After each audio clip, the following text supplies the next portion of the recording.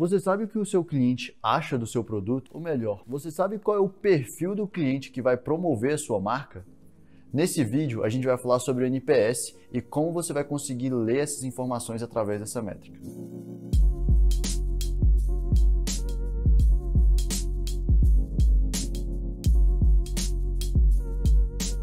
O NPS ele foi lançado pelo autor do livro A Pergunta Definitiva.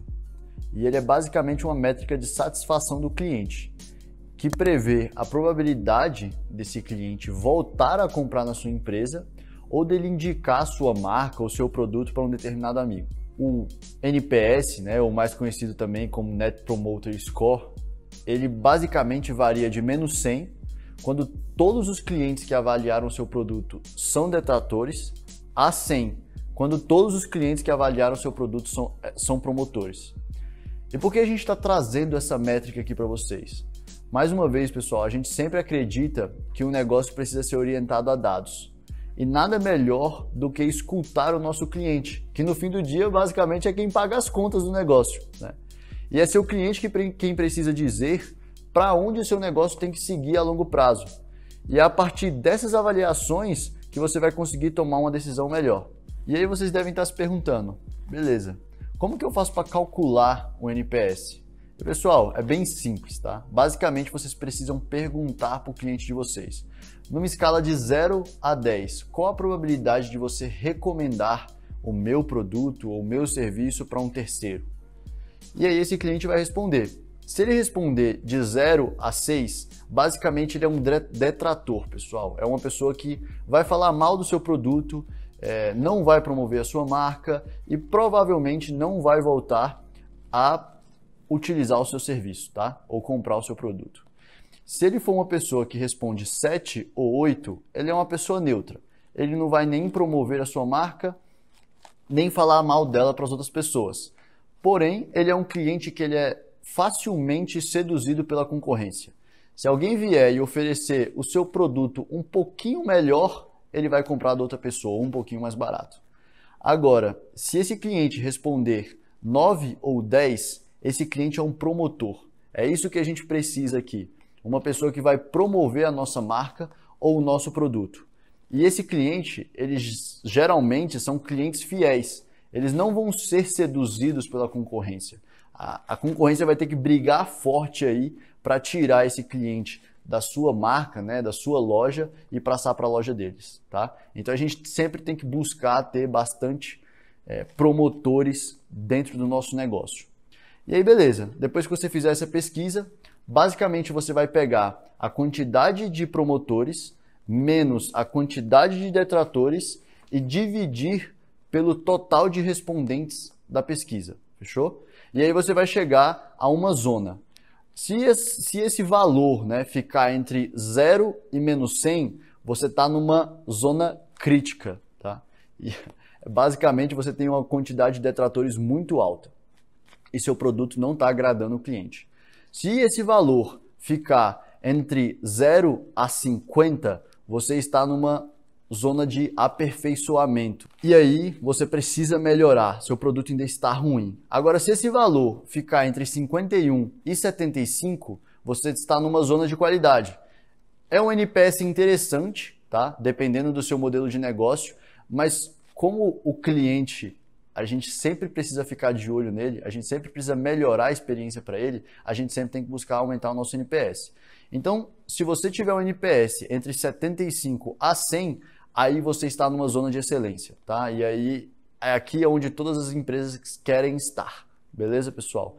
Um ponto que é importante a gente frisar aqui também é que o NPS ele varia muito de modelo de negócio a modelo de negócio, tá? Então você precisa entender como que o seu modelo de negócio está posicionado no mercado. Então, existem modelos de negócio que é mais difícil você chegar a um NPS muito alto. Porque às vezes o produto não é tão sexy, às vezes o produto não tem um diferencial tão grande assim, ou não chama tanta atenção. E aí a melhor coisa que você pode fazer é olhar para os seus concorrentes no mercado e entender mais ou menos qual que é o NPS ali que eles se encontram, tá? E aí, lógico, vocês precisam melhorar o NPS do mercado. A gente sempre tem que buscar evoluir e não ficar ali só mais ou menos na média que os seus concorrentes estão, beleza? Até porque quem vai dizer se a nossa empresa vai evoluir não é o nosso cliente e a gente precisa melhorar a experiência dele. Só para vocês terem uma noção, um dos cases assim mais espetaculares hoje no Brasil de Customer Experience, né? Ou seja, de experiências excelentes para o cliente, é o Nubank. O Nubank hoje possui um NPS em torno de 87 e é um dos melhores do mundo. Beleza, agora que a gente sabe como calcular o NPS, a gente precisa saber quando calcular. O melhor momento para vocês pedirem esse feedback para o cliente de vocês é depois que eles experimentam toda a jornada do seu produto. Ah, como assim? Cara, eu vou dar alguns exemplos para vocês. Na Zapay, a gente é uma empresa que parcela débitos veiculares, né? A gente facilita a vida do proprietário do veículo, tirando um pouco da burocracia da vida dele. Então ele entra no nosso site, ele consulta os débitos veiculares dele só com placa, ele paga, né, ou de forma parcelada ou à vista, a gente liquida esses débitos no órgão e depois esses débitos são baixados no órgão, tá? Então a jornada do cliente acaba no momento que os débitos são baixados no órgão, porque é aí que ele está livre, né, de todos os débitos dele, é aí que a Zapay cumpriu com o combinado, vamos dizer assim.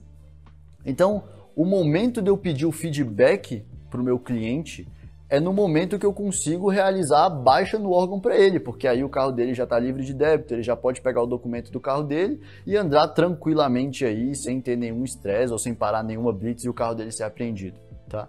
Então, assim, eu não posso mandar para o meu cliente, por exemplo, uma pesquisa de NPS depois que ele pagou no meu site. Isso não faz sentido. Tem que esperar realmente acontecer a baixa do débito. Dando um outro exemplo para vocês também. Vamos pegar uma pizzaria, né? Eu liguei lá na pizzaria e pedi uma pizza. Delivery, tá? E aí, cara, não faz sentido nenhum, depois que eu pedi a pizza, a pessoa, né, que estiver lá atendendo, perguntar o que eu achei do produto, porque não faz sentido, eu nem experimentei o produto ainda.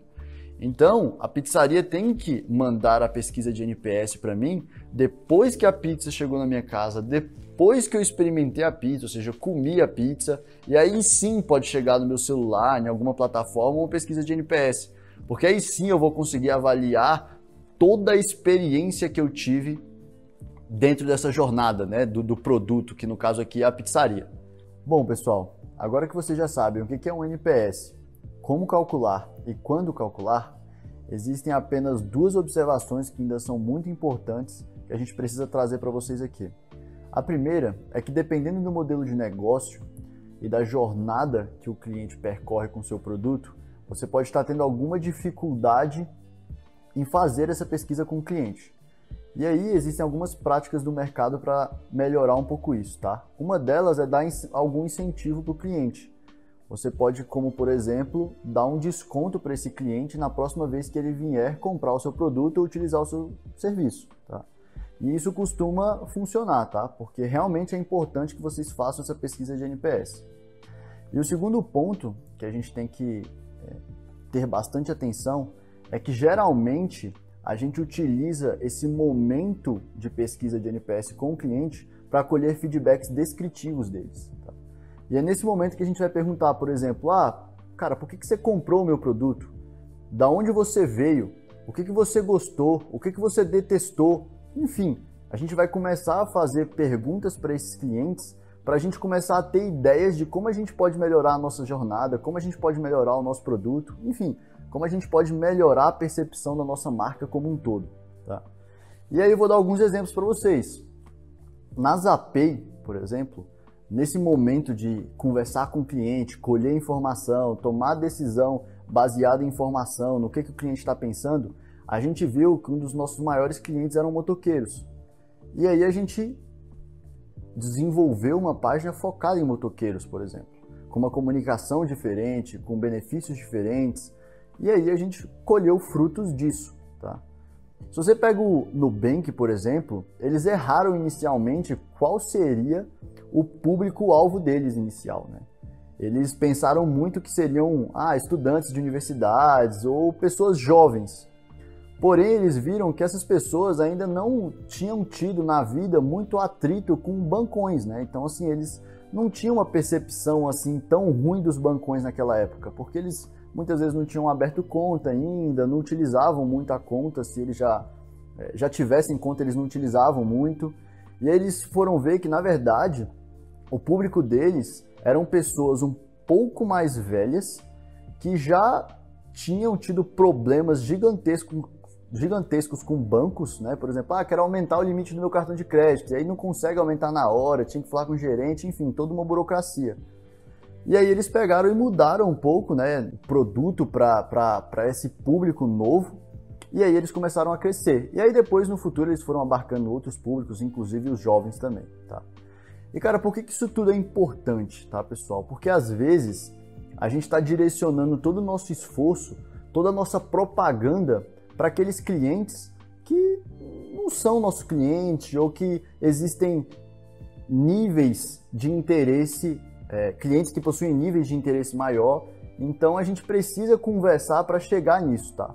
E aí o que acontece quando você está direcionando, por exemplo, seu marketing para quem efetivamente não é o seu cliente? Você começa a ter CAC alto, né, que é o seu custo de aquisição de cliente, e seu LTV fica baixo, você costuma não ter recorrência. E aí sua empresa começa a dar uma desmoronada, e aí, cara, isso pode dar problema no futuro, inclusive, e você não vai seguir um caminho sustentável no longo prazo. Então, mais um dos motivos aí que a gente precisa fazer essa pesquisa de NPS, a gente precisa colher feedbacks descritivos dos nossos clientes, beleza, pessoal? E galera, sobre NPS é isso. Existe uma outra métrica que é o MHS, que a gente vai trazer em um momento diferente. Então espero aí que vocês fiquem atentos aos próximos vídeos, porque um dos nossos focos é justamente ajudar as pessoas que estão começando a empreender ou pessoas que já possuem negócio há um tempo, né, pequenos e médios empreendedores, para que essas pessoas comecem a enxergar mais resultados nos seus negócios. Fechou, galera? Bom estar com vocês. Abraço. Rafa, a galera podia se inscrever agora, né? Bom dia, né? Curte e compartilha.